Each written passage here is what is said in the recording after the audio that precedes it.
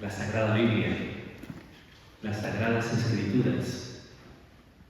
Quizás me atrevería en algún momento a hacer una definición de lo que son las Sagradas Escrituras, la Biblia, para todos y cada uno de nosotros. Este libro contiene una promesa. Una promesa. Es el libro de las promesas. Y no de cualquier promesa. Es el libro de las promesas de Dios. Y en este libro, en esta historia maravillosa, que es historia de salvación, esa promesa quiere realizarse en la humanidad, en cada uno de nosotros. Este libro es para ti. Es para ti. Para que acojas la invitación que te hace el Señor a tener confianza y esperanza en el cumplimiento de sus promesas. Porque lo que Dios promete, se cumple. Lo que Dios promete, se cumple. Y Él, a través de estas Sagradas Escrituras, nos ha prometido su salvación. Para ello, simplemente necesitamos dos actitudes. La primera de ellas, evidentemente, es la necesidad de ser revividos, la necesidad de acoger lo que el Señor quiere ofrecernos para poder salvarnos, para poder restablecer la vocación a la que somos llamados todos, nuestra identidad como hijos de Dios. Si comprendemos esto, de algún modo tenemos que llegar, ¿no?, a ese punto fundamental de nuestra experiencia de vida cristiana, es la necesidad de la salvación de Dios. ¿Tienes necesidad de Dios? Sí.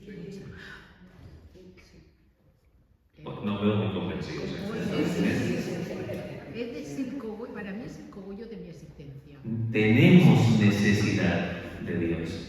Tenemos necesidad de Dios. De lo contrario, no hubiéramos entrado por esa puerta. Si en algún momento pensamos que nosotros somos los que podemos autogestionar el alcanzar la perfección de vida en el amor, iríamos totalmente perdidos. Tenemos necesidad de Dios. Y por otro lado, para poder acoger lo que el Señor nos quiere ofrecer, necesitamos confianza, apertura de corazón.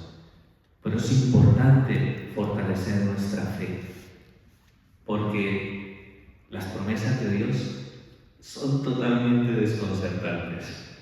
Están mucho más allá de la perspectiva en la que se desarrolla nuestra lógica, porque la gracia y la misericordia de Dios son un don que no depende ni de nuestro esfuerzo ni de nuestros méritos, sino la acogida a lo que Él nos ofrece. A partir de esas dos premisas entendemos que la eficacia de la obra de la salvación depende fundamentalmente de tu Dios. ¿Queda claro? Sí. Porque eso da muchísima esperanza al corazón del hombre.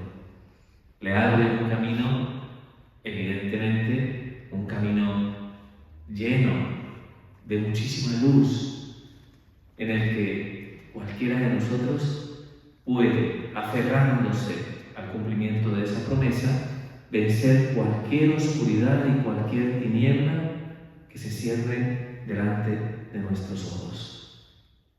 En la base de esa idea y en la consideración de que este libro es una promesa, vamos a escuchar un texto, ¿de acuerdo? Tomado del libro del profeta Isaías, que es el texto que sirve de guía para la reflexión del día de hoy. ¿De acuerdo? Tomado del libro de Isaías, del capítulo 11. Un rebrote saldrá del tocón de Jesé, de sus raíces brotará un renuevo. El Espíritu del Señor en él reposará, espíritu de inteligencia y sabiduría, espíritu de consejo y de fortaleza, espíritu de conocimiento y de temor al Señor. Se inspirará en el temor al Señor. No juzgará a primera vista, ni dará sentencia de oídas. Juzgará con justicia a los pobres, con rectitud a los humildes de la tierra. Herirá al violento con la vara de su boca, con el soplo de sus labios. Aniquilará al malvado. La justicia será su ceñidor, la lealtad rodeará su cintura. El lobo vivirá con el cordero, la pantera se echará con el cabrito, novillo y león pasarán juntos, y un muchacho será su pastor. La vaca pastará con el oso, sus crías se echarán juntas. El león comerá paja como el buey, jugará el lactante junto a la pura del áspid. El niño hurgará en el agujero de la víbora. Nadie hará daño ni estragos en todo mi monte santo, pues rebosa el país conocimiento del Señor, como las aguas colman el mar. Aquel día la raíz de Jesé será el estandarte de los pueblos, a ella acudirán las naciones y será esplendorosa su morada. Aquel día tendrá otra vez su mano el Señor y rescatará al resto de su pueblo. Palabra de Dios.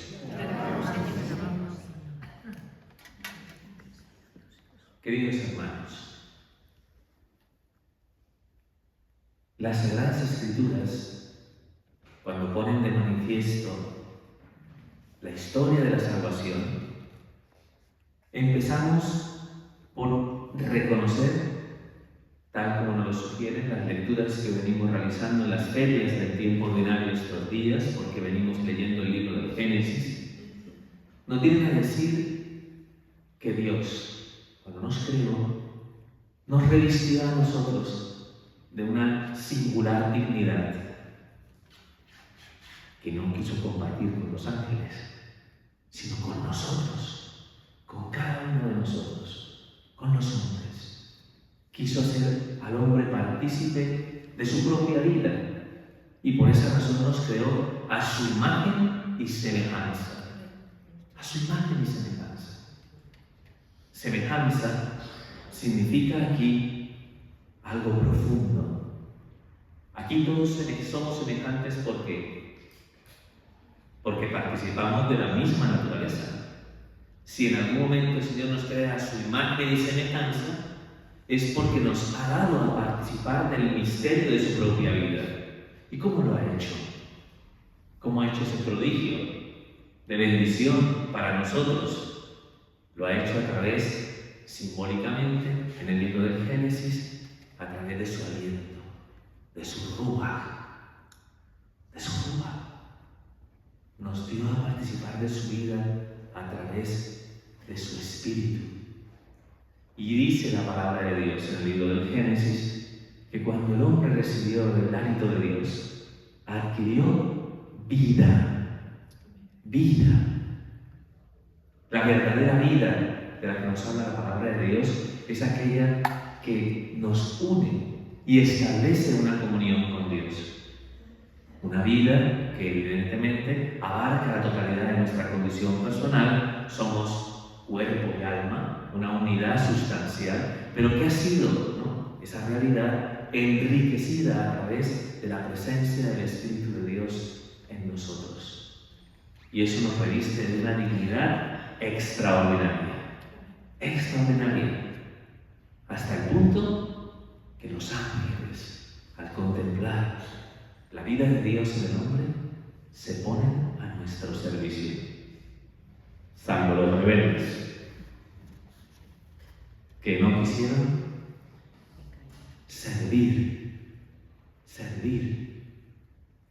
a aquellas criaturas a quienes Dios quiso compartir su propia vida. La historia del pecado es un drama existencial dentro de la consideración de la historia de la salvación.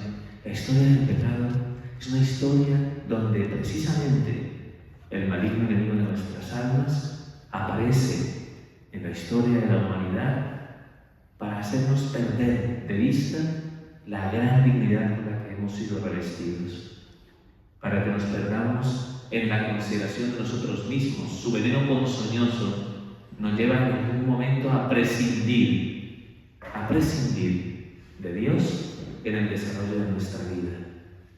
La gran tentación que el libro del Génesis nos presenta es pretender o querer ser como Dios. Y a partir de esa caída, cito específicamente a un padre de la Iglesia, Orígenes, no perdimos la imagen de Dios, pero perdimos la semejanza. Y al perder la semejanza, se dio una ruptura, llamémosla un cortocircuito, que hace que esa presencia de esa gracia y de ese don se diluya y nos impida realmente alcanzar la plenitud de vida a la que nos llama Dios, haciendo que nos perdamos en lo más contingente, en lo más superficial, en aquello que aparentemente nos realiza y nos planifica. Y ya sabéis que eso nos convierte en unos insatisfechos de manera permanente en la existencia. ¿De acuerdo? Cuando sucede esto, cuando este drama aparece en la historia de la humanidad, el Señor establece a través de la palabra de Dios una promesa. Una promesa. No abandona la obra de sus manos, sino que tiende la mano al hombre y le dice: una mujer y su descendencia aplastará la cabeza de la serpiente.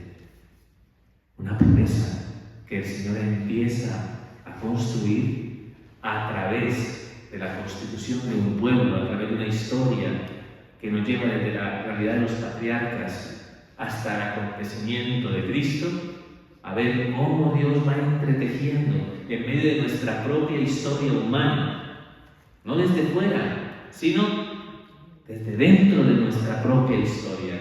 No es un Dios que se abstrae, no es un Dios lejano, es un Dios que quiere ser cercano a nosotros. Es un Dios que cuando contempla la limitación y la debilidad de nuestra realidad humana, espera acercarse a cada uno de nosotros para ofrecernos desde dentro de nuestra propia humanidad, un remedio para alcanzar nuevamente la plena comunión con Dios, para hacernos nuevamente partícipes de su gracia, de su Espíritu, de su Ruach.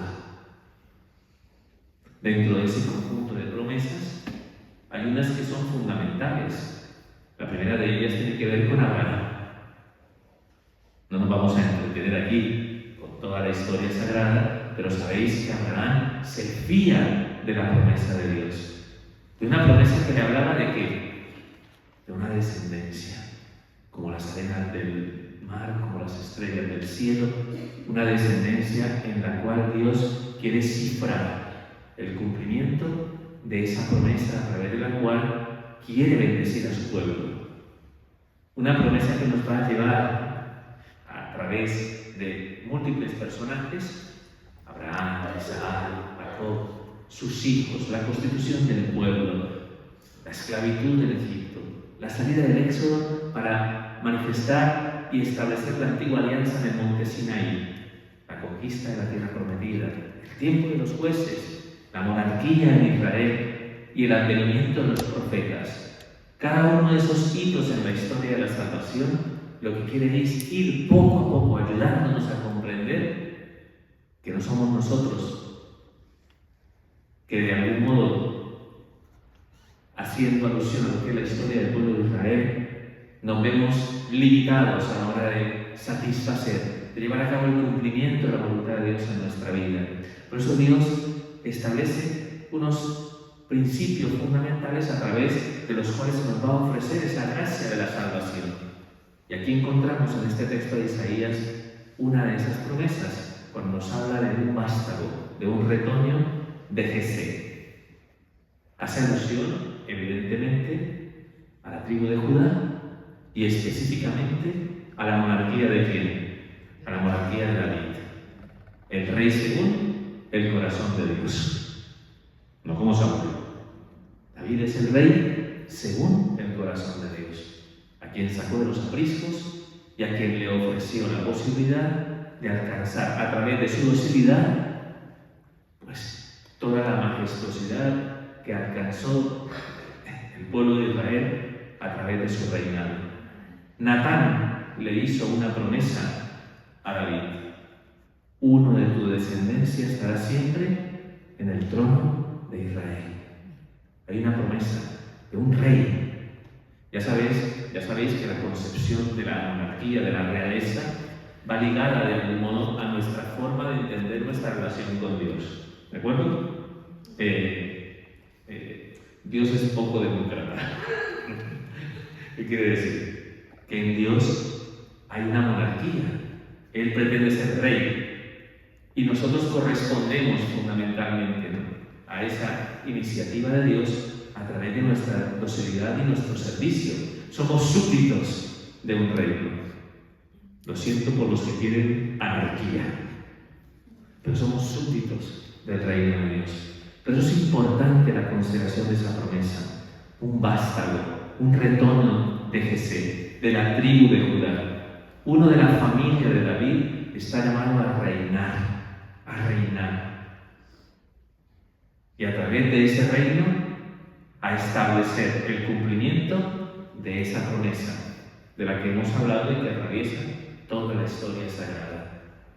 Y cuando hace la promesa de ese rey, inmediatamente el texto de Isaías hace alusión a algo que es fundamental y con lo que de algún modo iniciamos esta preparación, este seminario de vida del Espíritu.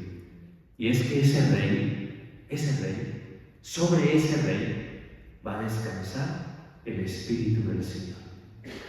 Espíritu del Señor. Por eso a ese rey le llamamos en hebreo Mesías y en griego Cristo. Las dos palabras significan lo mismo. Ungido. Sobre él está el Espíritu del Señor. El Espíritu que va a empezar, ¿no?, esa palabra tan extraordinaria, el Espíritu de Dios, que va a empezar a darle un cierto sentido al cumplimiento definitivo de la promesa cuando venga nuestro Señor Jesucristo. ¿De acuerdo? El Espíritu, el ungido del Señor, el Mesías, el Cristo. Sobre él estará el Espíritu del Señor, Espíritu de sabiduría y entendimiento, Espíritu de fortaleza y de ciencia, Espíritu de temor del Señor, Espíritu de consejo. ¿De acuerdo? Descansa en él la plenitud del don de la gracia, que abarca la totalidad de la necesidad de lo que necesita experimentar el corazón del hombre para encontrar el camino hacia Dios. El Espíritu es para nosotros guía, quien acompañó al pueblo de Israel en el desierto, haciéndole sombra de día y siendo columna de fuego en la noche. Era el Señor que guiaba a su pueblo. Son símbolos, imágenes en las Sagradas Escrituras del papel que cumple el Espíritu Santo en nuestra vida. Es el que nos guía y el que nos ofrece a cada uno de nosotros en nuestras limitaciones. ¿Dónde experimentan limitaciones? En toda la realidad de tu ser. Necesitamos ser evidentemente iluminados, nuestra mente, fortalecidos en nuestra voluntad. Necesitamos ser ordenados en nuestro corazón. Todos y cada uno de nosotros necesitamos de la gracia y del Señor. Y aquel que viene a reinar y que posee el Espíritu tiene el poder de comunicarlo, de transmitirlo. Y especialmente cuando, al considerar el alcance de esta promesa a la luz del acontecimiento de Cristo, cuando nos demos cuenta cómo, asumiendo nuestra humanidad, haciéndose uno como nosotros, encarnándose en el seno de la Virgen y entregando su vida por nosotros en la cruz, permite que Él, que es poseedor del Espíritu, que es el Mesías, pueda transmitirnos y comunicarnos lo que necesitamos para que de algún modo nuestra vida se configure según el don inicial que recibimos cuando fuimos creados.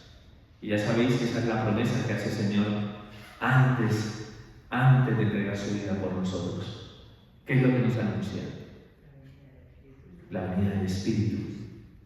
Nos hace ese anuncio porque Él tiene el poder desde nuestra humanidad, asociándose a nosotros, de transmitirnos y comunicarnos aquello que nos sana, aquello que nos restaura, aquello que nos salva.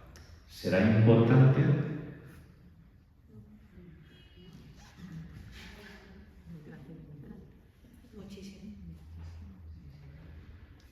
Es que no veo convencidos, por eso hago la pregunta. ¿Es importante el Espíritu? Sí. El latido de nuestro corazón. Es que el Espíritu Santo es fundamental porque es el protagonista esencial de nuestra salvación. Como lo decía el Pater, es el gran desconocido. Es el con el que menos relación tenemos. A nivel general, no digo en las circunstancias particulares, evidentemente, pero es el que de algún modo más nos cuesta vincular en nuestra experiencia de fe. Pero es el protagonista esencial de nuestro tiempo, del tiempo de la Iglesia. Estos son los tiempos del Espíritu, los que vivimos. Por eso es tan importante la acogida que podemos plantearnos ante el cumplimiento de esta promesa por parte de Jesús. Y eso es lo que queremos plantear a través de un seminario de vida en el Espíritu. Hoy iniciamos dando este anuncio, una promesa que se quiere cumplir en ti, porque es para ti, y que se irá desarrollando a lo largo de este seminario para que en disposición y en acogida podamos dejar que el Espíritu Santo haga lo que tiene que hacer, que nos guíe y que nos conduzca hacia donde anhelamos y aspiramos llegar, porque nuestra aspiración de cielo, de eternidad, la participación de la comunión y la vida de Dios es algo que solo nos puede transmitir el Espíritu, porque el mundo defrauda. Acordaos de eso. Solo el Espíritu Santo da vida, Señor y dador de vida. ¿De acuerdo? Esta plenitud del Espíritu, que muy probablemente tendréis la oportunidad de profundizar en el sentido de los dones, ¿de acuerdo? Tal como yo simplemente he dado una pincelada de lo que esos dones realizan en el corazón del hombre, inmediatamente lo que este texto como promesa nos anuncia es que ese que es Rey y Mesías ungido viene a establecer la justicia en medio de los hombres. Pero ojo, tal como lo dice el texto, no viene a juzgar y condenar tal como entendemos nosotros la dimensión de lo justo, sino que la justicia de este Rey y ungido plantea una lógica que es la lógica que atraviesan las Sagradas Escrituras y que en muchos momentos, específicamente puedo aludir al momento del Magnificat, manifiesta que Dios, a la hora de establecer justicia, lo que hace fundamentalmente es levantar al pequeño, al humilde, al sencillo y a bajar ¿a quiénes? A los soberbios, a los altivos. Esa es su forma de hablar de la obra de la justicia en medio de los hombres. Que las colinas y las montañas se bajen, que los valles se levanten y que se manifieste a través de esa disposición de corazón la gracia de ese Dios que viene a salvarte. Por eso no viene, dice el texto de la palabra de Dios en el día de hoy, no juzgará de oídas, no juzgará por apariencia, sino que en virtud, ¿no?, de la unión íntima con nuestra humanidad, nos ofrecerá a cada uno de nosotros lo que en justicia consideraríamos que es necesario. ¿De qué es lo que tiene necesidad el corazón del hombre? Tiene necesidad de la gracia de Dios. Tiene necesidad de ubicar realmente para qué ha sido creado. Para ello, esa justicia viene a ordenar lo que nos es más consecuente en razón de nuestra naturaleza. ¿O para qué hemos sido creados? Hemos sido creados para alabar y glorificar a Dios, y hemos sido creados para amar al prójimo. Esa justicia viene a restablecer la herida que nos impide llevar a cabo el cumplimiento de estas dos, fundamentalmente, de estas dos realidades que nos definen a nosotros como hijos de Dios. Por eso la justicia siempre se define aquí como ofrecer al hombre lo que al hombre le es debido, lo que el hombre necesita, la misericordia de Dios y la gracia para que pueda adorarle y pueda reconocer en el prójimo a otro hijo de Dios, reconociéndose a sí mismo evidentemente como hijo de Dios. Eso es lo que significa la justicia, y para ello es importante que todos sepamos que el Señor viene a bajar, que viene en algún momento a purificar el corazón del hombre de toda altivez, de todo orgullo, de toda soberbia, de toda prepotencia, de todo egoísmo. Es la maravillosa acción de la gracia y del Espíritu Santo en nuestras almas. ¿Alguien tiene necesidad? Sí. Pero yo no. Pues déjame decirte que sí. Todos tenemos necesidad, todos tenemos que ser purificados, porque en nosotros hay una tendencia cuasi natural, debida a la vida del pecado, a tender, ¿no?, hacia estas realidades que son las que de alguna manera definen nuestra concupiscencia, nuestra inclinación al mal. Que aunque el Señor nos pida que seamos ovejas, tendemos a ser un poquito cabras y locas. Así que es importante, muy importante, que dejemos que la justicia de Dios se manifieste en nosotros. Viene como juez justo y hay que abrirle el corazón, porque su juicio es un juicio de misericordia y de compasión. Por eso necesitamos tener un corazón contrito, porque si tenemos un corazón contrito, la acción de Dios, su justicia, ¿qué va a hacer? Nos va a ensalzar, nos va a ensalzar. ¿De acuerdo? Entonces hay que pedir que durante este señal de vida del Espíritu, la gracia de Dios obre en nosotros, cumpla esa promesa. Una promesa que va asociada a otro signo. Donde hay justicia, hay paz. Hay paz. Son dos cosas que van estrechamente ligadas en las Sagradas Escrituras. Donde hay justicia, hay paz. Paz. ¿Quién necesita paz aquí? ¿Cuántos combates libramos día tras día? ¿Cuántas luchas? ¿Cuántas pugnas? ¿Cuántas circunstancias que en algún momento nos muestran cuán revuelto está nuestro corazón? ¿Cuán revuelto está el corazón del hombre? Si escuchamos la palabra de Dios, enternece escuchar lo que escuchamos. El lobo vivirá con el cordero.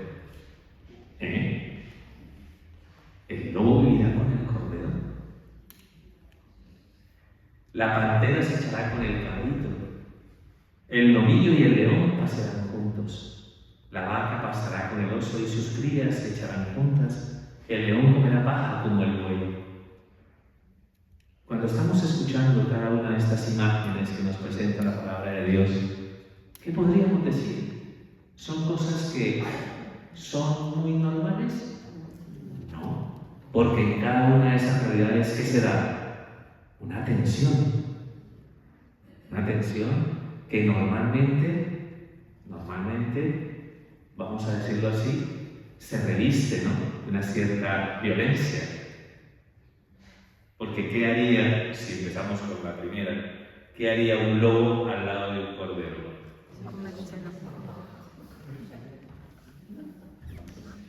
El orden y la comunión de la que nos habla fundamentalmente estas imágenes en la palabra de Dios nos llevan a considerar que todo lo que en algún momento está revestido de desorden, de ruptura, de violencia, va a ser apaciguado. ¿Hay violencia en tu corazón? ¿Sí? ¿Cuenta mi marido? ¿Y las pugnas y las luchas? Sí. Cuentan cada una de las circunstancias que en algún momento sacan de nosotros nuestra peor versión.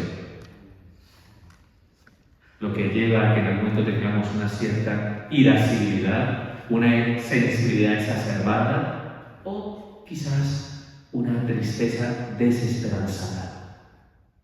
En cada una de esas realidades, lo que nos dice y nos manifiesta de algún modo el Señor a través de su gracia es que gestionamos horrorosamente nuestra forma de establecer la comunión de vida y amor a la que nos llama Dios.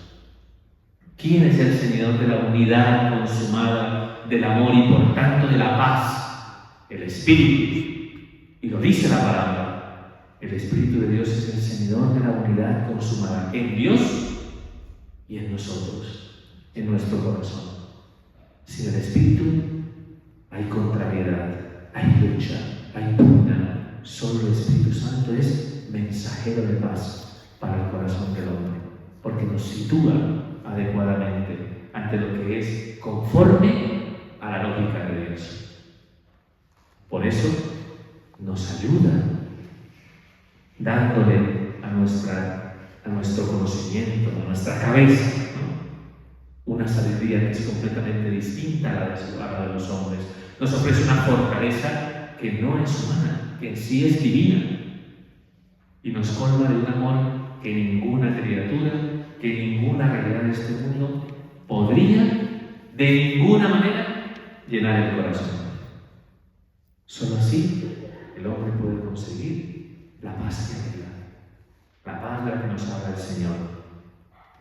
Aquel ungido del Señor será como una bandera, una enseña, levantada en lo alto, para que todos, si recordáis las palabras de Cristo, cuando sea elevado, ¿no?, atraeré a todos hacia mí.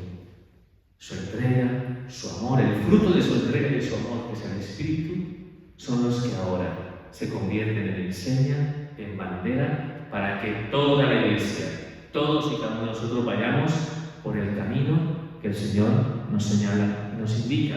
Un camino que, según el texto y lo que como culmina este texto del libro de Isaías, es un camino que nos reúne de donde estábamos dispersos. La lógica de la dispersión que nos lleva a mirar hacia las Sagradas Escrituras, a la historia de la salvación. ¿Por qué el pueblo de Dios estaba disperso? ¿Por qué estaba desterrado?